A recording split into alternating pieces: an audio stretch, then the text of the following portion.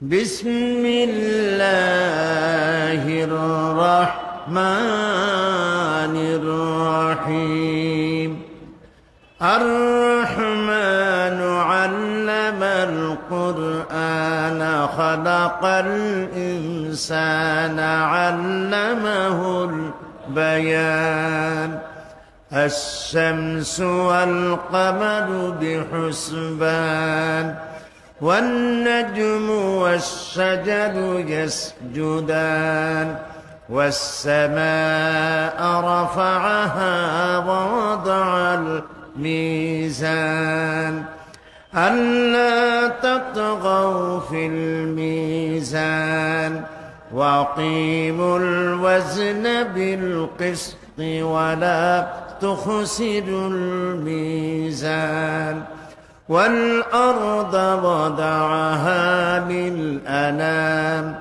فيها فاكهة والنخل ذات الأكمام والحب ذو العصف والريحان فبأي آلاء ربكما تكذبان صدق الله العظيم সূরা আর রহমান। এখানে আল্লাহ তাআলা বলতে পারতেন আর রাজ্জাকু আল্লামাল কোরআন, এই কোরআন তিনি নাজিল করেছেন যিনি রিজিক দাতা, অথবা আল্লাহ তাআলা তার যে কোনো সিফাতি নাম এখানে ব্যবহার করতে পারতেন। তা না করে তিনি বলেছেন আর রহমান আল্লামাল কোরআন। কোরআন শরীফ যিনি শিক্ষা দিয়েছেন তিনি হচ্ছেন রহমান, তিনি দাতা, তিনি দয়ালু। তার মতো দয়া আকাশেও কারো নাই, জমিনেও কারো নাই। ওয়া রাহমাতি ওয়াসিআত কুল্লা শাই, আমার রহমত গোটা পৃথিবী পরিব্যাপ্ত করে রেখেছে। সুবহানাল্লাহ বিহামদিহি। মায়ের বুকের মধ্যে দুধ সৃষ্টি হয়ে আল্লাহর রহমত, আল্লাহর দয়া মায়ের বুকের ভিতরে দুধের আকার ধারণ করে বাচ্চার জীবন রক্ষার ব্যবস্থা হয়েছে। আল্লাহর রহমত পাথরের বুক চিরে ঝর্ণা ধারা হয়ে মানুষের পিপাসা নিবৃত করেছেন। আল্লাহর রহমত মরুভূমির ভেতরে পান্থবাদক গাছ তৈরি হয়ে মানুষের পিপাসা নিবৃত্ত করেছে। আল্লাহ তাআলার রহমত গোটা বিশ্বের সর্বত্র এই রহমত ছেয়ে আছে। তার রহমতের কোনো শেষ নাই, কোনো কুল নাই, কোনো কেনারা নাই। এই রহমত তো আল্লাহ তাআলা মানুষকে পানি দিবেন, সে পানির মধ্যে কুয়া হইলে সার্থ, সে পানির জন্য পুকুর হইলে সার্থ। কিন্তু আল্লাহ পুকুর কুয়া শুধু বানান নাই, পানির জন্য বিশাল জলাধার সমুদ্র তৈরি করেছেন, এবং সেই সমুদ্র তৈরি করে শেষ করেন নাই, নদী বানাইছেন। নদীর থেকে খাল বানাইয়া মানুষের দরজা পর্যন্ত পানি পৌঁছায় দিয়েছেন। মাটির তলের মধ্যে মাটির পরতে পরতে পানি রেখেছেন। পানি এক জায়গায় জমা করা দয়ার প্রমাণ নয়, দয়ার প্রমাণ হলো পানিটা প্রাণী জগতের ঘরে ঘরে পৌঁছে যাওয়া, তাতেও পাচ্ছে কিনা। সেজন্য আল্লাহ রব্বুল আলামিন তার এত বিশাল দয়া যে সেই দয়া বৃষ্টির ফোঁটা ফোঁটা বিন্দু হয়ে আকাশ থেকে নাজিল হয়ে ঊর্ধ্ব দেশ থেকে সেই বৃষ্টির কণা কণা, বৃষ্টির ফোঁটা ফোঁটা নাজিল হয়ে পৃথিবীর কোথায় কোন শুকনো বালুকণা আছে সেগুলিকে দেখে দেখে সিক্ত করে দিয়ে ভিজায় দিয়ে গোটা পৃথিবীকে ফসল ধারণের উপযোগী আল্লাহ তাআলা করে দেন। তিনি সেই রহমান। এই যে দয়া আল্লাহ তাআলা করেছেন, তার দয়ার মধ্যে শ্রেষ্ঠ দয়া হচ্ছে যে তিনি কোরআন দিয়েছেন। সুবহানাল্লাহ, এর থেকে বড় দয়া আর কিছু হতে পারে না। মহাগ্রন্থ আল কোরআন মানুষের সৌভাগ্যের চাবিকাঠি। এই কোরআন এসেছে মানুষের সৌভাগ্য করে দেওয়ার জন্য, ভাগ্যাহত করার জন্য কোরআন আসে নাই। আল্লাহ রাব্বুল আলামিন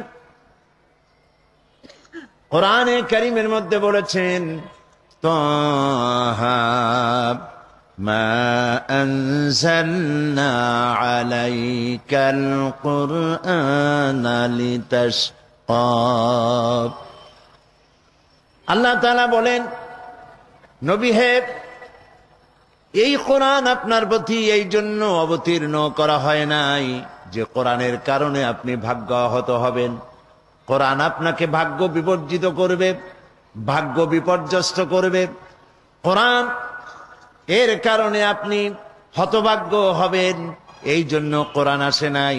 কোরআন এসেছে, কোরআন যাদের কাছে থাকবে তারা হবে পৃথিবীর শ্রেষ্ঠ সৌভাগ্যবান জাতি। আমরা লক্ষ্য করে দেখতে পাই, ইতিহাস সাক্ষী, 610 খ্রিস্টাব্দে কোরআন নাজিলের সূচনা লগ্ন, কোরআন নাজিলের সূচনা লগ্ন 610 খ্রিস্টাব্দ থেকে। সেই সময় অবহেলিত কুসংস্কারাচ্ছন্ন জাতিকে দুনিয়ার সেরা জাতিতে পরিণত করেছে এই কোরআন শরীফ। যারা ছিল চোর, যারা ছিল ডাকাত, যারা ছিল নারীর ইজ্জত সম্ভ্রম হরণকারী, তারা হয়ে গিয়েছিল নারীর সতীত্বের হেফাজতকারী, মানুষের ধন এবং সম্পদের হেফাজতকারী হয়েছিল এই কোরআনের কারণে। এ হচ্ছে সেই কোরআন যে কোরআনের কারণে যারা ছাগল চড়াইত, যারা মেষ পালন করত, তাদেরকে আল্লাহ তাআলা এশিয়া আফ্রিকার বাদশা বানায় দিলেন। তাদের দখলে গোটা এশিয়া, ইউরোপ, আফ্রিকার শাসক আল্লাহ তাদের বানায় দিলেন।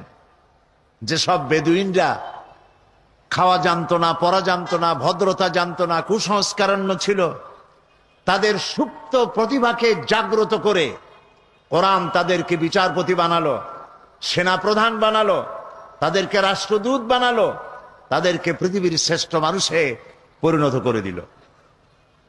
এই কোরআন ব্যক্তিকে সেরা ব্যক্তি বানায়, সমাজকে সেরা সমাজ বানায়, রাষ্ট্রকে শ্রেষ্ঠ রাষ্ট্র বানায়। এই কোরআনই তো হযরত ওমর রাদিয়াল্লাহু তাআলা আনহুর মতো মানুষকে, যিনি রাসূলুল্লাহকে হত্যা করতে এসেছিলেন, কতটা জাহিল হলে পরে একজন মানুষ আল্লাহর নবী হত্যা করতে আসতে পারে, সেই মানুষটাকে এই কোরআন কোথায় নিয়ে গেল? নবী করিম সাল্লাল্লাহু আলাইহি ওয়াসাল্লাম তিনি বলেছেন, লা নবিয়্যা বাদি ওয়ালা রাসূলা, আমার পরে নবীও আসবে না, রাসূলও আসবে না, কিন্তু আমার পরে যদি নবী কেউ হতো তাহলে অবশ্যই ওমর নবী হয়ে যেতেন। সুবহানাল্লাহ বিহামদিহি।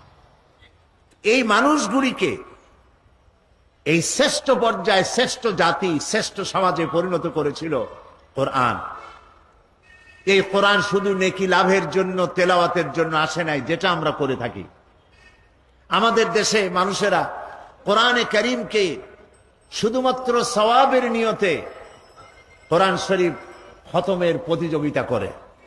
রমজান মুবারকে ছেলে, পুত্রবধূ, নাতি পুতি সবাই মিলে কোরআন শরীফ খতমের প্রতিযোগিতা করে এবং এই নিয়ে কথাবার্তা হয় যে আমার পুত্রবধূ 3 খতম পড়েছে, আমার ছেলে 5 খতম, বউ 10 খতম, আমিও খতম দিতে দিতে নিজেও খতম। এই যে কোরআন শরীফ খতম করলো, আচ্ছা করেন, কোরআন শরীফ পড়েন, আপনি পড়তে তো, তেলাওয়াত করতে তো কোনো নিষেধ নাই, তেলাওয়াত তো করবই, কিন্তু শুধু তেলাওয়াতের জন্য তো কোরআন নাজিল হয় নাই। আমরা কি কথা বুঝতেছি? শুধু তেলাওয়াতের জন্য কোরআন নাজিল হয় নাই। কোরআন শরীফ তেলাওয়াত করতে হবে, কোরআন শরীফ বুঝতে হবে, কোরআন শরীফ আমল করতে হবে। এই জন্য কোন সাহাবীর সূরা বাকারার মতো একটা সূরা সম্পূর্ণ তেলাওয়াত করতে 2 বছর, 3 বছর, 4 বছর সময় লেগে গিয়েছে। কেন লেগেছে? এত দেরি হয়েছে কেন? এই জন্য দেরি হয়েছে, তারা এক একটি আয়াত তেলাওয়াত করতেন, বুঝতেন, আর বাস্তব জীবনে তা আমল করতেন, তারপরে আরেকটা তেলাওয়াত করতেন। এই জন্য সাহাবায়ে কেরাম যখন জমিনের উপর থেকে হেঁটে যেতেন তখন মনে হতো যেন জীবন্ত কোরআন হেঁটে যাচ্ছে। আজকে আমাদের দেখলে কি তা মনে হয়? বলেন, আজকে আমাদের দেখলে কি তা মনে হয়? আমাদের দেখলে তা মনে হয় না। আপনারা ইউসুফ ইসলামের নাম শুনেছেন, ইউরোপের পপ সিঙ্গার, মেগা স্টার বলা হয় তাকে। চট্টগ্রামেও আসছিলেন। ও, হযরত মাওলানা শামসুদ্দিন সাহেব বলছেন তিনি চিটাগং এসেছিলেন এবং সমাজ কল্যাণের পক্ষ থেকে তাকে সম্বর্ধনা দেওয়া হয়েছিল। তার নাম ছিল ক্যাটস স্টিভেন। তিনি ইসলাম কবুল করলেন, মুসলমান হয়ে গেলেন। আমি একসঙ্গে কয়েকটি প্রোগ্রাম তার সাথে আমার হয়েছে। একবার তিনি লন্ডনে এক জায়গায় বক্তৃতায় বললেন, তিনি বহু বছর আগে মুসলমান হয়েছেন এবং ইসলামের জন্য যথেষ্ট খেদমত তিনি করছেন। একদিন তিনি বক্তৃতা করতে গিয়ে বললেন যে আমি খ্রিস্টান থাকাকালীন অবস্থায় কোরআন পড়েছি, কোরআন বুঝেছি, হাদিস পড়েছি, হাদিস বুঝেছি, কোরআন হাদিস পড়ে আর বুঝে ইসলাম কবুল করেছি।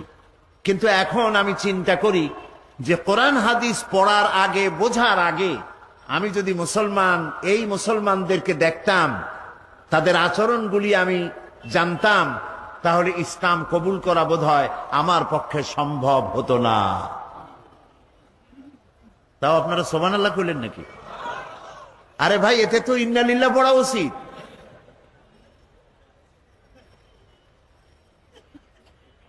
কথাটার অর্থ হলো, এই কোরআনে যে ইসলামের কথা বলা আছে, এই কোরআনে যে মুসলমানের কথা বলা আছে, নবী করিম সাল্লাল্লাহু আলাইহি ওয়াসাল্লামের হাদিসে যে ইসলাম আর মুসলমানদের কথা আছে, আমাদের পা থেকে মাথা পর্যন্ত সেই ইসলাম কোথায়? এবার কি বলছেন কথা? বলছেন বলেই এবার আর সুবহানাল্লাহ কইতে পারেন না।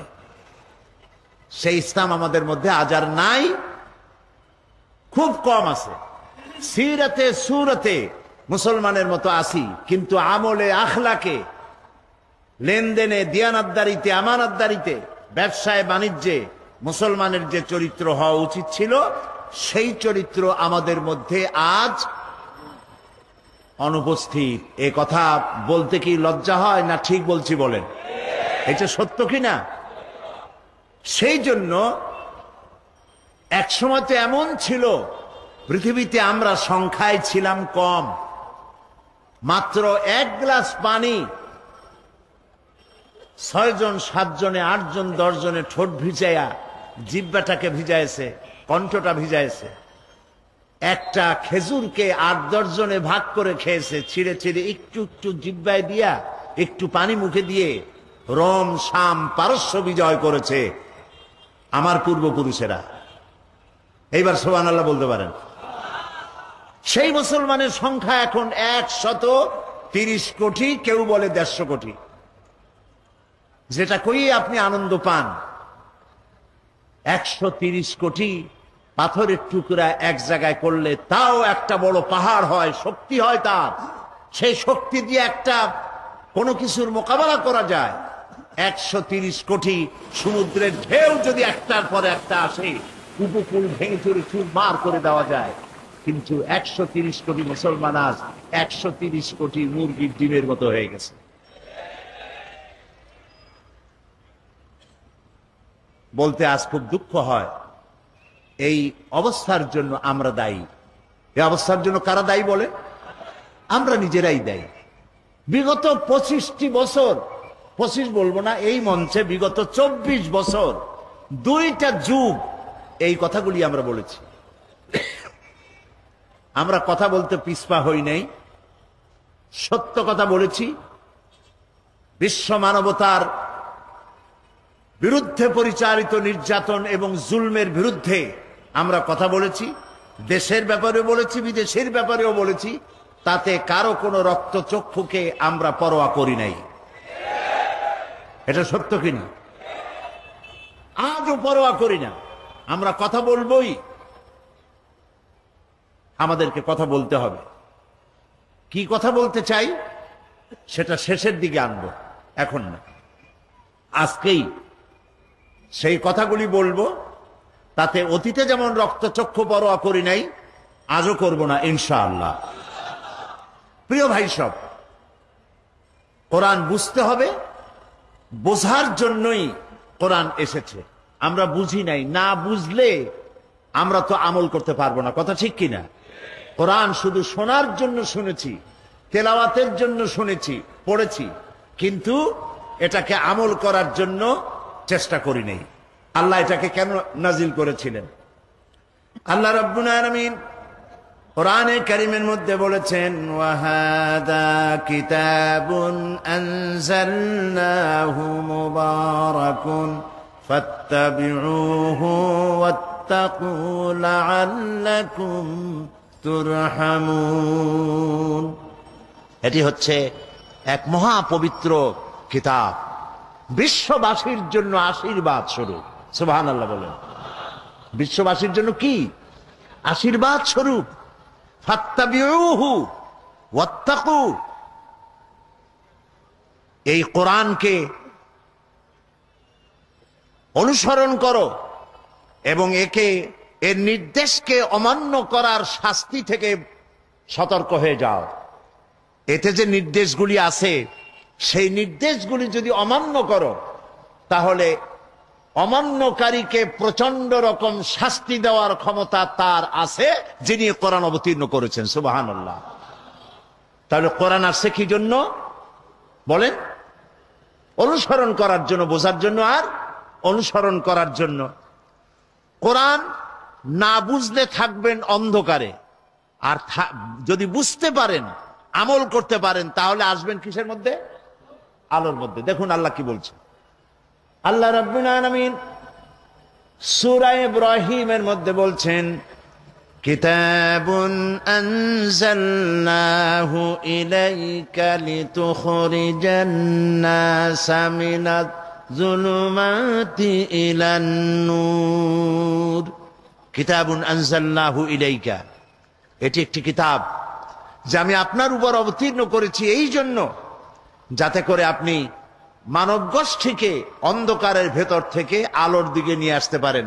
এই জন্য তাহলে বোঝা গেল কোরআন যদি বুঝি আর আমল করি তাহলে আসবো আলোর দিকে, আর যদি না বুঝি আমল না করি থাকবো কিসের মধ্যে? অন্ধকারের মধ্যে।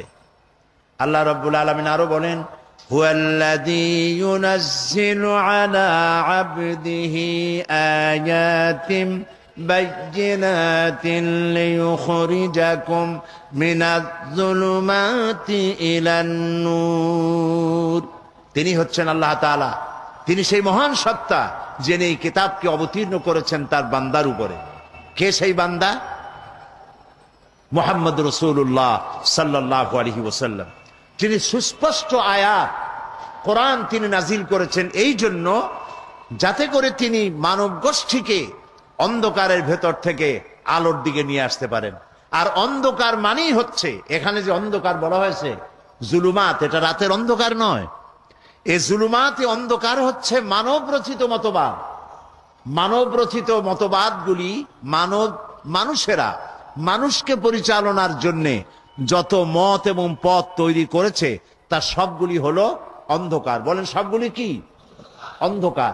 যেমন কমিউনিজম, সোশ্যালিজম, ন্যাশনালিজম, সেকুলারিজম, এই যত ইজম আছে, যত মতবাদ আছে, পুঁজিবাদ, জাতীয়তাবাদ, সমাজবাদ, তারপরে ধর্মনিরপেক্ষ মতবাদ, এই যত মতবাদ মানুষে তৈরি করেছে সকল মতবাদের পরিণতি হলো বরবাদ।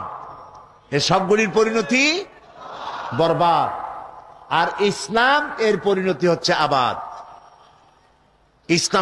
ইসলাম এটি হচ্ছে আল্লাহর তৈরি করা, এটার নাম হচ্ছে নূর, এটার নাম আলো। আর মানুষ যেগুলি বানিয়েছে এগুলি হচ্ছে সব অন্ধকার। কারণ মানুষ যা তৈরি করে এর মধ্যে ভুল থাকে। বলেন থাকে কিনা?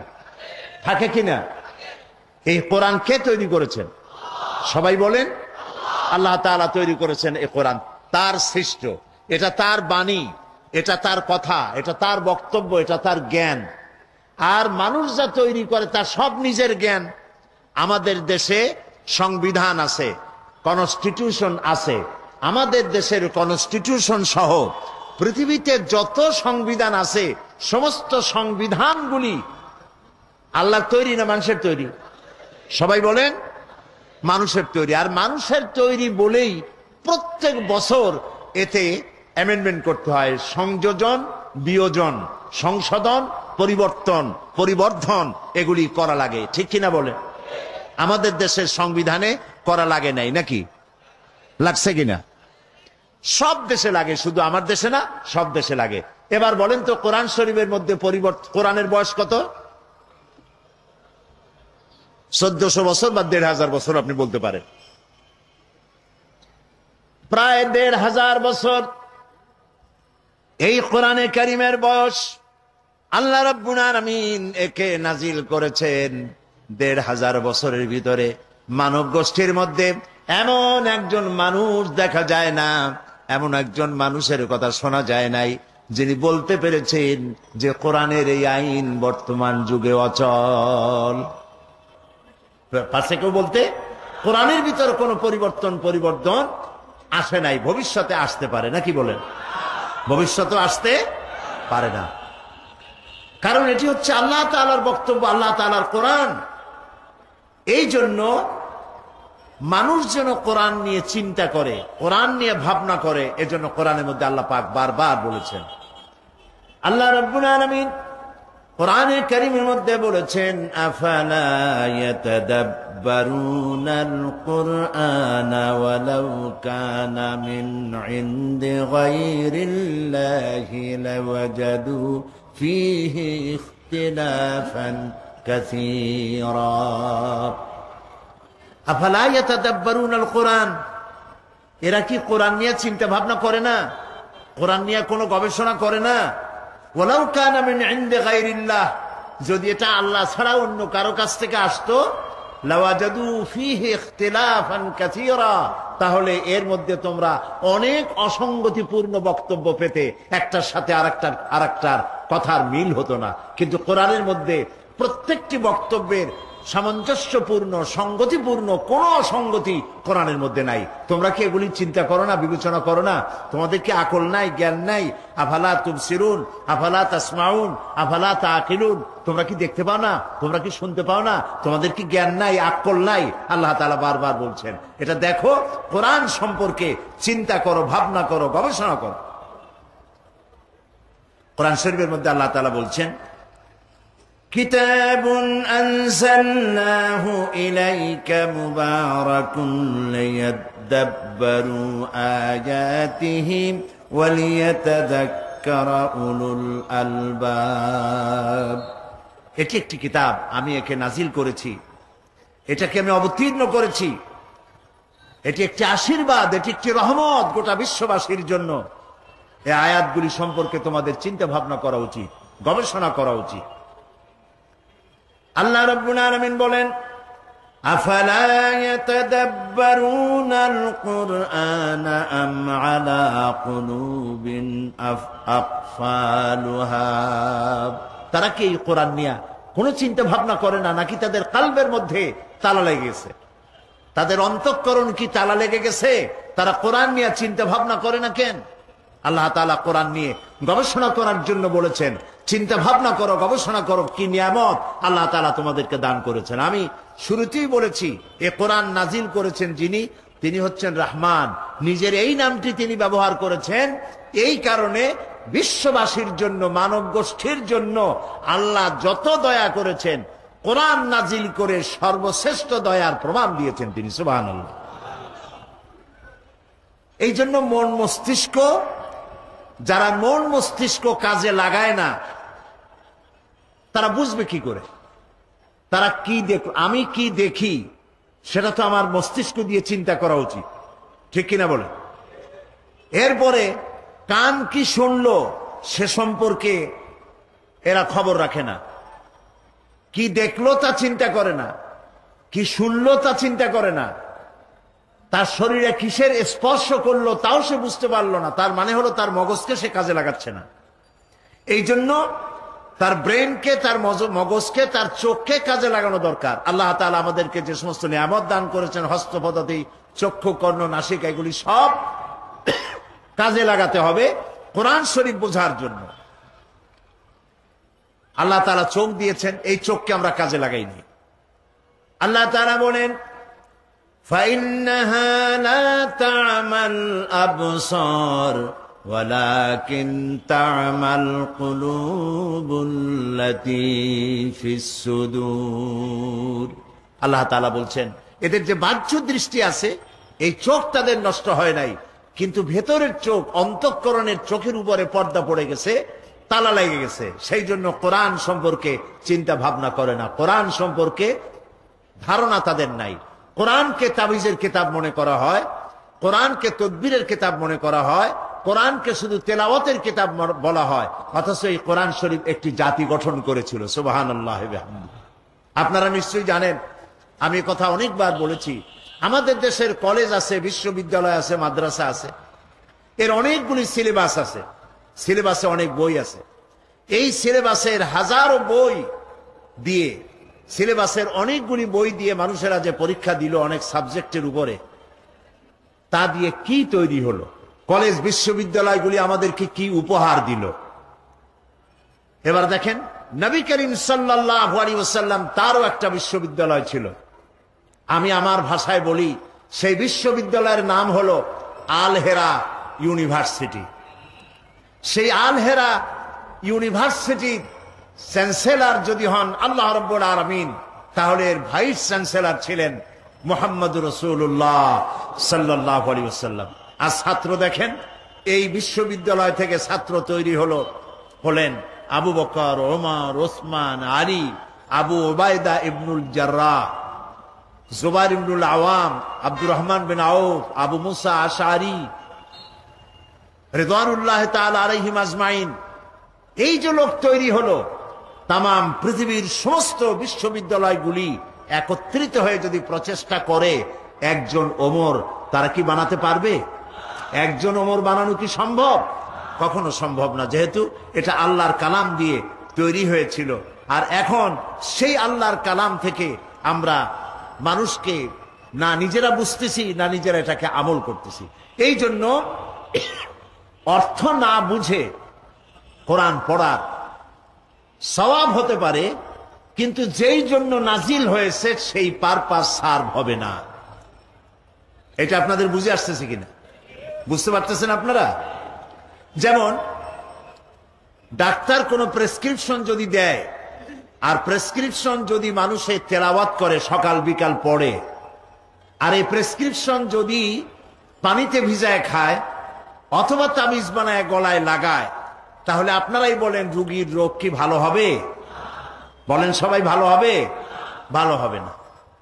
আর যে এইটা করবে তাকে আমরা কি বলবো? পাগল বলবো। এই কোরআন শরীফ শুধু তেলাওয়াত করলে অক্ষরে অক্ষরে 10-10 করে নেকি রাখা হয়েছে কি জন্যে? যাতে করে আপনি এটাকে পড়েন এবং বুঝেন। প্রত্যেক অক্ষরে 10 করে নেকি, কোনো সন্দেহ নাই। এবং এ কথাও আমি বলতে চাই না যে আপনার সওয়াব হবে না, সওয়াব হবে, কিন্তু যে উদ্দেশ্যে নাজিল হয়েছে সেই উদ্দেশ্য সফল হবে না। কোরআন শরীফ নাজিল হয়েছিল সমাজ বিপ্লবের জন্য, সমাজের মধ্যে পরিবর্তন আনয়ন করার জন্য। এই কোরআনের মধ্যে আল্লাহ সব বলেছেন। আল্লাহ তাআলা বলছেন যে আর রহমান আল্লামাল কোরআন, তিনি দয়াবান, শিখালেন কোরআন, শিখালেন কহিতে মধুর জবান। এই যে আল্লাহ তাআলা দয়া করেছেন বান্দার প্রতি, মানব গোষ্ঠীর প্রতি, সর্বশ্রেষ্ঠ দয়া হলো যে তিনি কোরআন শিক্ষা দিয়েছেন মানুষকে। আর সেই কোরআন যদি আমি বুঝতে না পারলাম, আমল করতে না পারলাম, এইখানে 25 বছর কেন, যদি এখানে 100 বছরও তাফসীর করা হয়, আর যদি তা আমরা আমল না করি ব্যক্তিতে, পরিবারে, সমাজে, তাহলে এই কোরআন শোনায় তেমন কোনো ফায়দা হবে বলে মনে করার কোনো যুক্তিসঙ্গত কারণ নাই। কথা বুঝে আসছে? তাহলে কোরআন শরীফ তেলাওয়াত করব, বুঝবো। যদি না বুঝি তাহলে অবস্থাটা কি? আল্লাহ রাব্বুল আলামিন বলেন, وَمَثَلُ الَّذِينَ كَفَرُوا كَمَثَلِ الَّذِي يَنْعِقُ بِمَا لَا يَسْمَعُ إِلَّا دُعَاءً وَنِدَاءً سُمٌّ بُكْمٌ عُمْيٌ فَهُمْ لَا يَعْقِلُونَ। যারা আল্লাহর কিতাব অনুযায়ী চলতে অস্বীকার করে, তাদের অবস্থা হচ্ছে সেই সব রাখালের মতো যে পশুদেরকে রাখাল ডাকে, আর পশুরা রাখালের আওয়াজ শোনে কিন্তু রাখাল কি বলে তা বোঝে না। এই যে পশুকে যা বলা হয়, রাখালে তার মেষ, তার ছাগল, তার ভেড়া, তার মহিষ, তার গরু ডাক দেয়, তারপরে ডানে বাই ইত্যাদি যা কিছু বলে, গালাগালি করে ইত্যাদি যা বলে আর যা করে, পশুতে শুধু একটা শব্দ শোনে কিন্তু কি বলে তা বোঝে না। এই জন্য যারা কোরআনকে অস্বীকার করেছে, যারা আল্লাহ তাআলার বাণীকে অস্বীকার করেছে, কোরআনের আওয়াজ যখন তারা শোনে শুধু শব্দই শোনে, কিন্তু এর আহ্বান তাদের অন্তঃকরণের মধ্যে প্রবেশ করে না। আল্লাহ তাআলা যেন আমাদের কলবের মধ্যে আল্লাহর এই কথাগুলি বোঝার তৌফিক যেন আল্লাহ আমাদেরকে দান করেন, আমরা বলি আমিন। কথাগুলি বুঝতে হবে। কোরআন আল্লাহ ইচ্ছে করলে তো একবারই 23 পারা কি বলে 30 পারা নাজিল করে দিতে পারতেন, পারতেন না? এটা কি একবারে নাজিল হয়েছে? কত বছর লাগলো? 23 বছর সময় লাগছে। কেন লাগছে এটাও আমাদের চিন্তা করতে হবে। আসছে তো আল্লাহর কাছ থেকে, বাণীটা কার? আল্লাহ। তো তিনি একসাথে না দিয়া জিবরাইল আলাইহিস সালামকে এত বারবার পাঠাইলেন, 23 বছরে কত হাজার বার তাকে আসতে হয়েছে। এটা কি জন্য, কেন? কারণ হচ্ছে ইসলাম হলো একটি মোকাম্মাল নিজামে হায়াতের নাম। ইসলাম হচ্ছে একটি পূর্ণাঙ্গ জীবন বিধানের নাম। আর নবী করিম সাল্লাল্লাহু আলাইহি সাল্লাম হচ্ছেন এই আন্দোলনের দিশারি, এটার সর্বশ্রেষ্ঠ এবং সর্বশেষ নেতা। এখন এই ইসলামী আন্দোলনকে, এই জীবন ব্যবস্থাকে প্রতিষ্ঠিত করতে গিয়ে যত রকমের বাধা বিপত্তির মোকাবেলা তিনি করেছেন, ওই বাধা বিপত্তিকে উত্তরণের জন্য আল্লাহর পক্ষ থেকে যত বক্তব্য, বিবৃতি, আল্লাহর ভাষণ, আল্লাহর রায়, আল্লাহর কথা, যা কিছু জিবরাইল এনেছেন নবী করিম সাল্লাল্লাহু আলাইহি সাল্লামের কাছে, সেগুলি যে কিতাবে লিপিবদ্ধ হয়েছে, ওই কিতাবের নাম কোরআন শরীফ।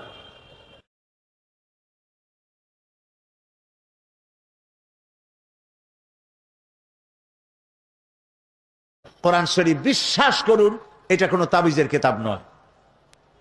অনেক কোরআন শরীফ আছে বাংলাদেশে, যে কোরআন শরীফের শুরুতেই অনেকগুলি নকশা থাকে, তাবিজের নকশা। আপনারা নিশ্চয়ই লক্ষ্য করেছেন, আমাদের দেশে বাংলা ভাষায় যে কোরআনগুলি ছাপা হয় তাতে এই নকশাগুলি থাকে।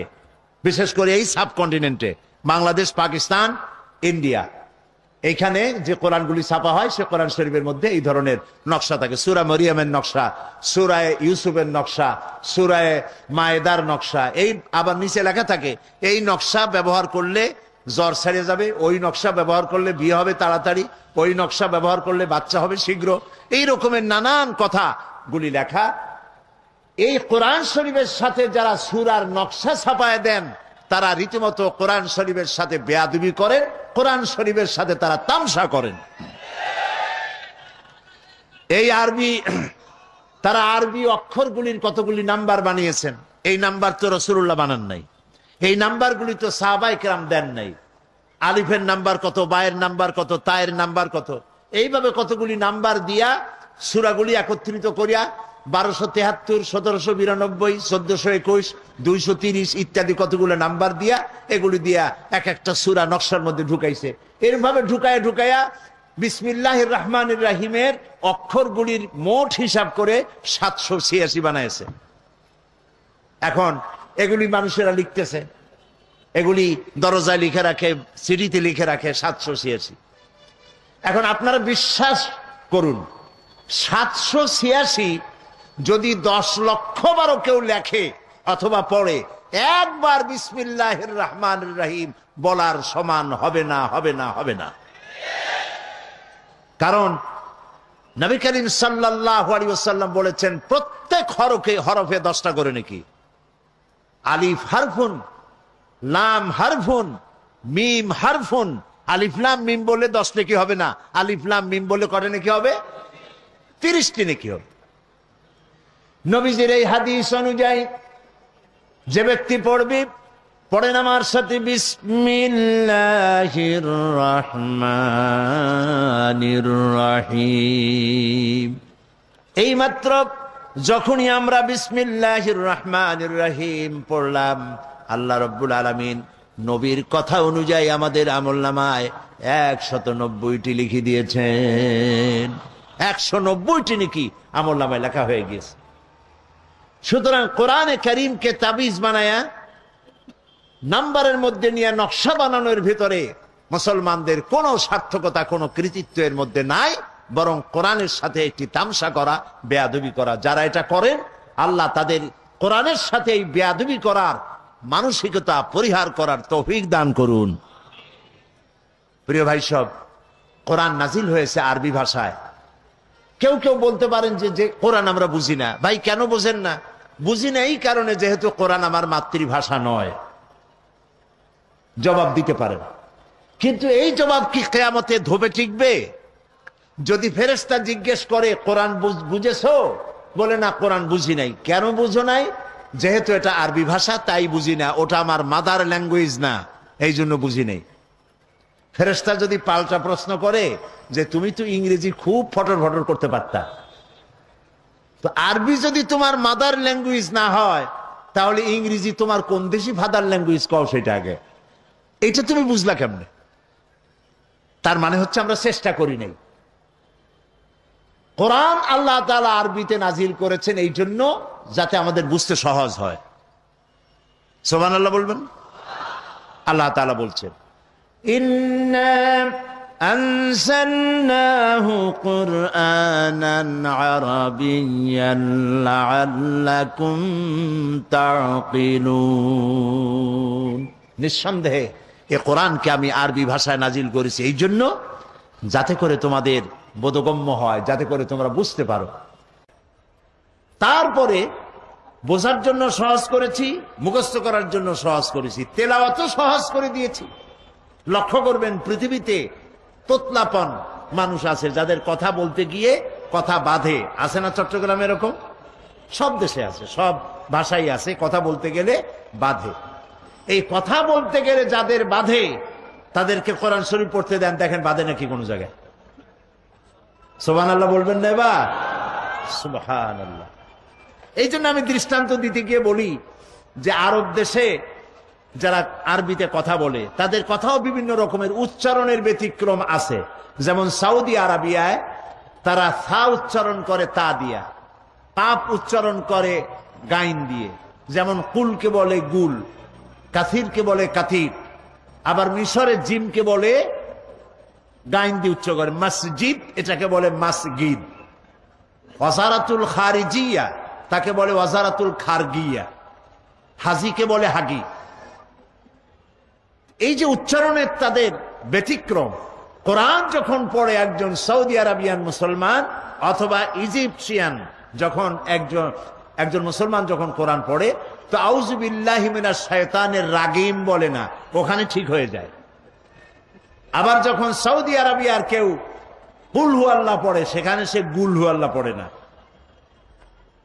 তার অর্থ হল নিজের ভাষার উচ্চারণের ভিতরে যতই ত্রুটি বিচ্যুতি থাকুক না কেন, আল্লাহর কোরআন যখন মানুষ পড়ে তেলাওয়াত করে, আল্লাহ রাব্বুল আলামিন জবানের আড়ষ্টতা দূর করে দিয়ে কোরআনে কারিমের তেলাওয়াত আল্লাহ সহজ করে দেন।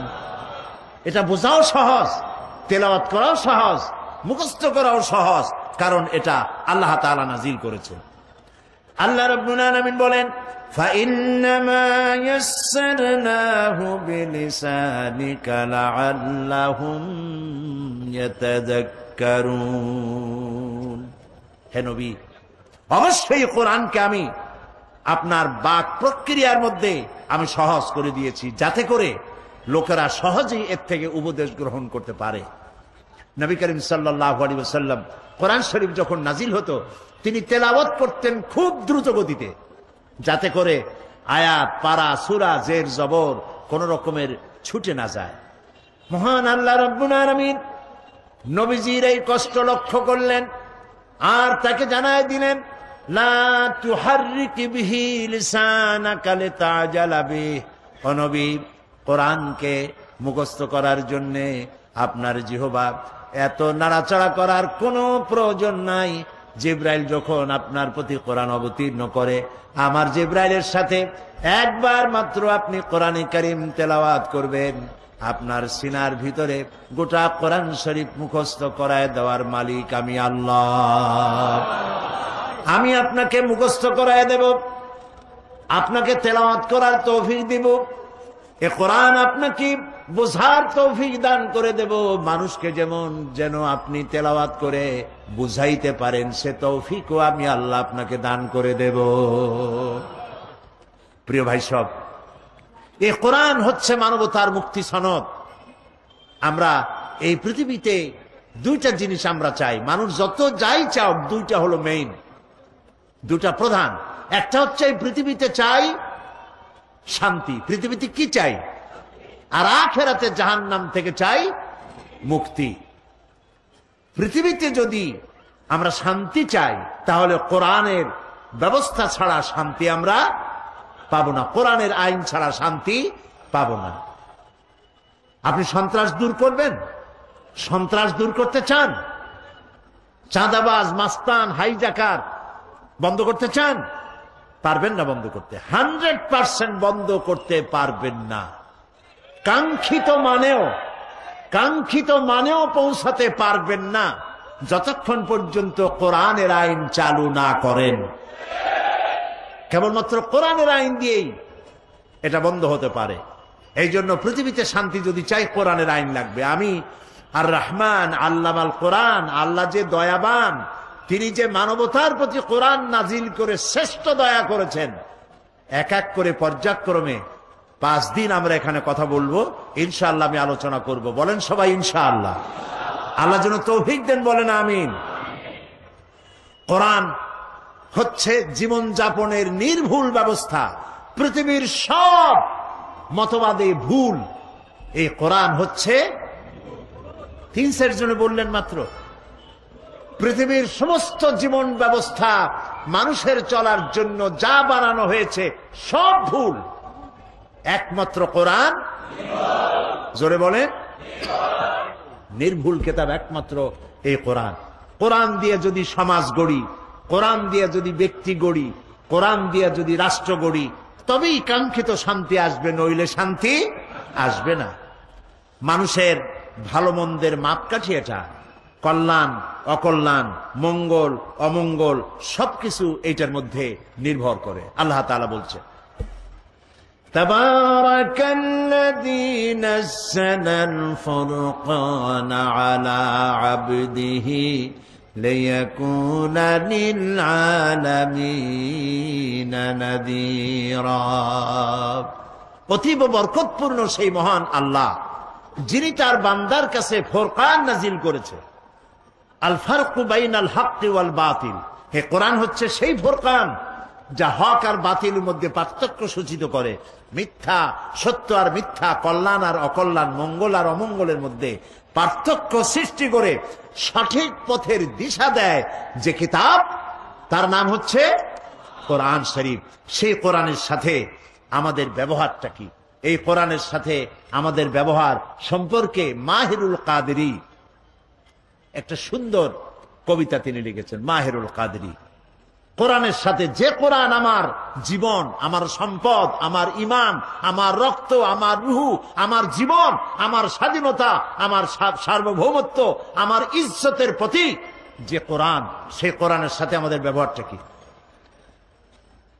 মাহিরুল কাদেরী তিনি লিখছেন, ताक़ों में सजाया जाता हूँ, आँखों से लगाया जाता हूँ, ताबीज बनाया जाता हो, धो धो के पिलाया जाता हो। কোরআন বলছে, কোরআনের ভাষায়, কোরআনের হয়ে কবি বলতেছেন, আমার সম্মান দেখো, আমাকে তাকের উপরে রাখা হয়। কোরআন কেউ নিচে রাখে? কোথায় রাখে? তাকের উপরে, আলমারির উপরে সুন্দর করে রাখে, তারপরে ধরিয়া চোখে লাগায় এরকম, এরপরে চোখে লাগায়, চুমা খায়, তাবিজ বানায়া গলায় ঝুলায়, ধুয়ে ধুয়ে পানি খায়। जुज़दाने हरीर व रेशम के और फूल सितारे चांदी के, फिर इत्र की बारिश होती है, खुशबू में बसाया जाता हो। রেশমের কাপড়ে আমারে জড়ায় রাখে, ফুল এবং চাঁদি দিয়ে আমার উপরে ছড়িয়ে দেওয়া হয়, আতরের বৃষ্টি বর্ষণ করা হয়। किस बज़्म में मेरा जिक्र नहीं, किस उर्से में मेरी धूम नहीं, फिर भी मैं अकेला रहता हूँ, মুঝসা কোই মজলুম নেহি। সব মাহফিলে আমার কথা বলা হয়, দ্বীনি মাহফিলগুলিতে। আমাকে এমন কোন অনুষ্ঠান আছে মুসলমানদের যেখানে ধর্মীয় মাহফিলগুলিতে আমার সম্মানের কথা বলা না হয়, আমার ইজ্জতের কথা বলা হয়, আমার সুমা দেওয়া হয়, শ্রেষ্ঠ কিতাব বলা হয়। এরপরেও আমি একা থাকি, আমার চাইতে মজলুম কেউ নাই। আমাকে নিয়ে কেউ চিন্তা করে না, আমাকে নিয়ে কেউ ব্যক্তি গড়ে না, আমাকে নিয়ে সমাজ গড়ে না, আমাকে কেউ নিয়ে রাষ্ট্র গড়ে না। আমি একা মজলুম হয়ে পড়ে আছি। মূল বাস্তব কথা হচ্ছে, পৃথিবীতে কোরআনের মতো মজলুম কিতাব এই পৃথিবীতে আর নাই। সামান্য ক্লাস 1-এর ছেলে, নার্সারি গ্রুপের ছাত্র, সেও যা পড়ে বানান করে বুঝে বুঝে পড়ে। আর এই কোরআন আল্লাহর কিতাব মানুষ বুঝতে চেষ্টা করে না। এর থেকে দুঃখ আর কিছুই হতে পারে না। প্রিয় ভাই সব, এই জন্য আমাদের প্রয়োজন হচ্ছে কোরআন বোঝা, কোরআনের উপরে চিন্তা করা, কোরআনের উপরে আমল করা। আল্লাহ রাব্বুল আলামিন বলেন, কুল বিফাদলিল্লাহি ওয়া বিরাহমাতিহি ফাবিযালিকা ফালইফরাহু হুয়া খায়রুম মিম্মা ইয়াজমাউন। কুল বিফাদলিল্লাহি ওয়া বিরাহমাতিহি, হে নবী আপনি বলুন। শুনতেছেন আপনারা? আল্লাহ তাআলা বলছেন, নবী আপনি বলেন, বিফাদলিল্লাহি ওয়া বিরাহমাতিহি, ও পৃথিবীর মানুষেরা, তোমাদের উপরে আল্লাহর করুণা, আল্লাহর রহমত হচ্ছে এই যে কোরআনের মতো একখানা কিতাব আল্লাহ তোমাদেরকে দান করেছেন। সুবহানাল্লাহ বলেন। ফাবিযালিকা ফালইফরাহু, কোরআনের মতো কিতাব পাইছো, আনন্দ করো। কে বলতেছেন? বলেন। কোরআনের মতো কিতাব পেয়েছো, আনন্দ করো। হুয়া খায়রুম মিম্মা ইয়াজমাউন, এ পৃথিবীর সব মানুষ যা কিছু অ্যাচিভ করেছে, এ পৃথিবীর মানুষ যা কিছু অর্জন করেছে, কোরআন তার থেকে শ্রেয়। সুবহানাল্লাহ বলতে পারেন নাই? পারেন নাই এই কারণে যেহেতু বোঝেন নাই। লক্ষ্য করেন আল্লাহ কি বলছেন, হুয়া খায়রুম মিম্মা ইয়াজমাউন। পৃথিবীর সব মানুষ যা অ্যাচিভ করেছে, যা অর্জন করেছে, কি অ্যাচিভ করেছে? পৃথিবীর মানুষেরা সোনা পেয়েছে, সোনার খনি, রূপার খনি, হীরার খনি। মানুষ এসব খনিজ দ্রব্য পেয়েছে, ক্ষমতা পেয়েছে, ইন্ডাস্ট্রিয়ালিস্ট হয়েছে, শিল্প কলকারখানার মালিক হয়েছে। গোটা পৃথিবীর মানুষ জাগতিক সম্পদ বলতে যা আছে, যা কিছু পৃথিবীর সব মানুষ অর্জন করেছে, তার মোকাবেলায় কোরআন শ্রেষ্ঠ। এর থেকে উত্তম আর পৃথিবীতে কিছু নাই। সর্বশ্রেষ্ঠ হচ্ছে কোরআন। প্রিয় ভাই সব, সেজন্য আল্লাহ বলছেন আনন্দ করো। এই আনন্দ আমরা করে থাকি। এই ডিসেম্বর মাসের, এটা কি মাস যাচ্ছে? এই ডিসেম্বরের 16 তারিখে আমরা আনন্দ একটা করছি, করি নাই? ওটা কি আনন্দ কন্ত? বিজয়ের আনন্দ। পৃথিবীর প্রত্যেকটি দেশ তাদের স্বাধীনতার আনন্দ করে, আমরাও একটি স্বাধীনতার আনন্দ করি। তবে আমাদের দেশের মানুষের 2 বার স্বাধীনতা অর্জনের অভিজ্ঞতা আছে। একবার ব্রিটিশ থেকে, আর একবার পাকিস্তানের শোষণ নির্যাতন থেকে। 2 বার আমরা স্বাধীন হলাম, তাই আমরা আনন্দ করি। এই আনন্দ পৃথিবীতে আমরা শুধু করি না, ভারতও করে। এই আনন্দ সৌদি আরব করে, কুয়েত করে, কাতার করে, ইউরোপ করে, আমেরিকা করে। পৃথিবীর সব জাতি স্বাধীনতার আনন্দ করে একদিনের জন্য। কয়দিনের জন্য? এই আনন্দ কিসের? একটি দেশের অধীনে ছিলাম, ওই দেশের অধীনতা থেকে আমরা মুক্ত হয়েছি, তাদের নির্যাতন থেকে, তাই আমরা আনন্দ করি। আল্লাহ তাআলা বলছেন কোরআন নাজিল হয়েছে, আনন্দ করো। এই আনন্দ হচ্ছে খায়রুম মিন আলফি শাহর। কোরআন যেদিন নাজিল হয়েছে, ওটা দিন ছিল না রাত ছিল? তাও মনে নাই আপনাদের? রাত ছিল। ওই রাতটা কত মাসের চাইতে শ্রেয়? 1000 মাসের চাইতে। কিন্তু 1000 মাস কিন্তু বলা হয়নি। যদি 1000 মাস বলা হতো, তাহলে আলফুন ওয়াহিদ লাগাই দিলে হতো। বলা হয়েছে আলফুন, এর অর্থ হচ্ছে 1000 না, হাজার হাজার।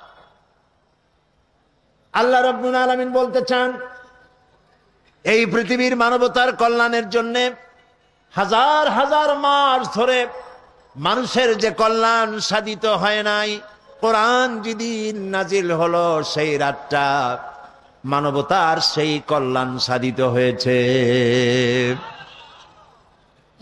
এখন কোরআনের মতো একখানা কিতাব পেয়েছো, তাই আনন্দ একদিন করলে হবে না। কোরআনের মতো কিতাব পেয়েছো, স্বাধীনতা অর্জন করেছো, এক দেশের গোলামি থেকে মুক্তি পাইছো। আর কোরআন নাজিল হওয়ার কারণে মানুষের গোলামি থেকে মুক্ত হয়েছো। অর্থনৈতিক গোলামি, আধ্যাত্মিক গোলামি, মানুষের নির্যাতন, নিপীড়ন, কৃতদাস বৃত্তি, নারীর গোলামি, নারীদের স্বাধীনতা, অধিকার হরণ ইত্যাদি থেকে গোটা পৃথিবীবাসী মানুষের দাসত্ব থেকে মুক্ত হয়ে এক আল্লাহর গোলামে পরিণত করেছে কোরআন।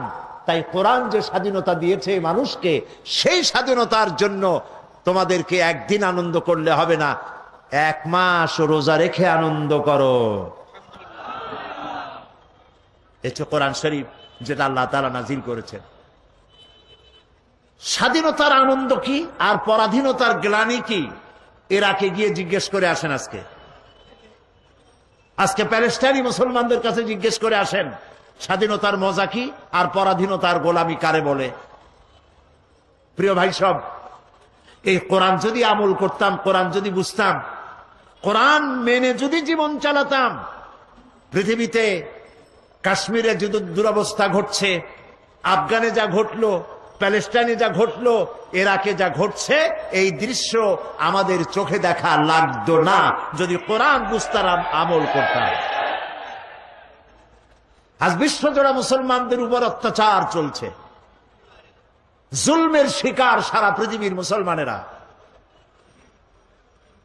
আমরা লক্ষ্য করেছি পৃথিবীতে কোন দেশের উপর কোন দেশ, লক্ষ্য করুন, পৃথিবীর কোন দেশ যদি অন্যায় করে, কোন দেশ যদি আন্তর্জাতিক আইন লঙ্ঘন করে, মানবতা বিধ্বংসী, মানব বিধ্বংসী কোন পারমাণবিক অস্ত্র যদি কেউ সংরক্ষণ করে পার্শ্ববর্তী দেশকে অথবা মানুষকে ধ্বংস করার জন্য, এই সব কোন দেশ অন্যায় করলে সেই দেশের অন্যায় যাতে বন্ধ হয়, অন্যায় না করতে পারে, সেই জন্য পৃথিবী দায়িত্ব দিয়েছে জাতিসংঘকে।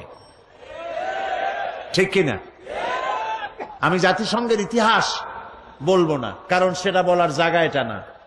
তবে আমি শুরুতে বলেছি, আমরা 25 বছর এই মঞ্চে বসে দেশ এবং বিদেশের মানবতার বিরুদ্ধে পরিচালিত জুলমের বিরুদ্ধে কথা বলেছি, কারো রক্ত চক্ষুকে আমরা পরোয়া করি নাই। আজ ইরাক যদি কোনো অন্যায় করে থাকে, তাহলে তা দেখার দায়িত্ব ছিল জাতিসংঘের। জাতিসংঘ ইরাককে নোটিশ দেবে। ইরাক যদি সেই নোটিশ না মানে, জাতিসংঘ গোটা পৃথিবীর তার সদস্যভুক্ত দেশগুলিকে ডেকে জরুরি বৈঠক করবে এবং ইরাককে মানতে বাধ্য করবে তার বক্তব্য। যদি না মানে, জাতিসংঘ তার বাহিনী নিয়ে ইরাকের উপরে ঝাঁপিয়ে পড়লে, শুধু ইরাক না, পৃথিবীর যে কোনো দেশ আন্তর্জাতিক আইন যদি লঙ্ঘন করে, জাতিসংঘের এখতিয়ার আছে তার বিরুদ্ধে যুদ্ধ ঘোষণা করে তাকে পদানত করার। কিন্তু সম্পূর্ণভাবে জাতিসংঘকে বুড়ো আঙ্গুল দেখায়া বুশ যে কাজটি করেছে ইরাকের উপরে, তা পৃথিবীর মানব ইতিহাসকে, গণতন্ত্রকে পদদলিত করে মানবতাকে কলঙ্কিত করেছে বুশ। সেজন্য আজ ইরাকের তেল সমৃদ্ধ ইরাক, আজকে তারা গত ঈদ উল ফিতরে আমরা ঈদ করেছি, তাদের কোনো ঈদ হয় নাই। চোখের পানি দিয়ে তারা ঈদ করেছে। এই জুলমের বিরুদ্ধে দুনিয়াকে সোচ্চার হতে হবে। প্রেসিডেন্ট সাদ্দাম হোসেনকে গ্রেফতার করা হয়েছে। আমরা চাই তার আত্মপক্ষ সমর্থনের সুযোগ দেওয়া হোক এবং ইরাকের দালাল, ইরাকের বশংবদ কোন ইরাকি দালালদের দিয়ে গঠিত কোন আদালতে তার বিচার হোক, আমরা তা চাই না। আমরা চাই আন্তর্জাতিক আদালতে যদি বিচার করতেই হয়, তবে বিচার হোক আন্তর্জাতিক আদালতে। তবে সেখানেও কথা আছে, বুশ তাকে বলেছেন যুদ্ধ অপরাধী, কিন্তু দুনিয়া মনে করে একবিংশ শতাব্দীতে কোন যুদ্ধ অপরাধীর বিচার যদি হয় তাহলে সর্বপ্রথম বুশের বিচার হওয়া উচিত সর্বপ্রথম।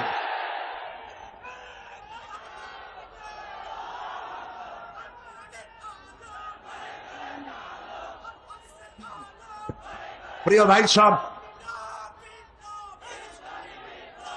আজকের যে দুরবস্থার সৃষ্টি হয়েছে, ইরাকের মুসলমানদের, সেখানকার নারীদের তল্লাশির নাম করে করে ইরাকের পাক পবিত্র মহিলাদের গায়ে হাত দিতেছে কাফের ইহুদি নাসারারা, এই দৃশ্য অসহ্য।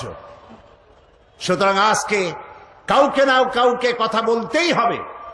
মুখ বুজে বসে থাকলে ঘাড়ের উপরে সিন্দাবাদের দৈত্যের মতো চেপে বসবে।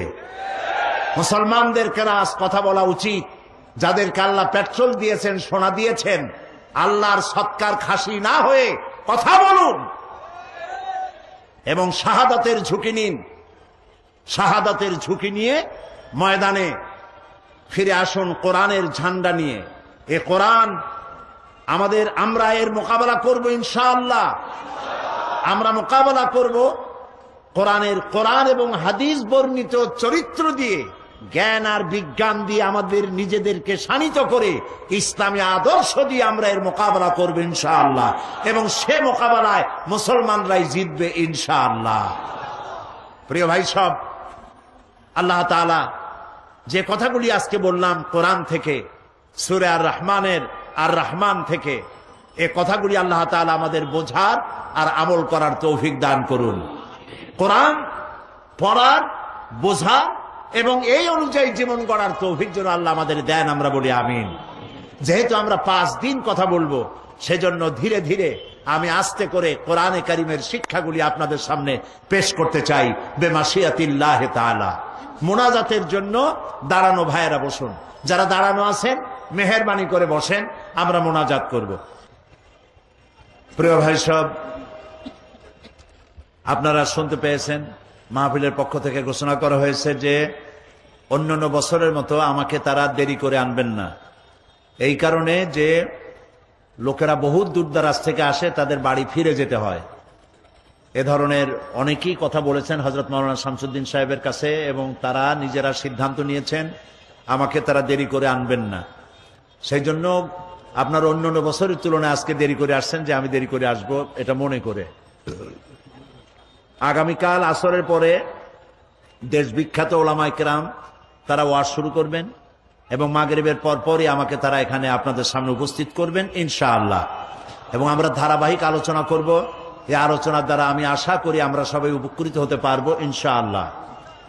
আপনারা এটাও জানেন যে প্রতি বছর ঢাকা থেকে লাইব্রেরিগুলি, বিভিন্ন পুস্তক প্রকাশনালয়, তারা আপনাদের জন্য সারা বছর সাধনা করে নতুন নতুন বই উপহার নিয়ে আসে ঢাকা থেকে।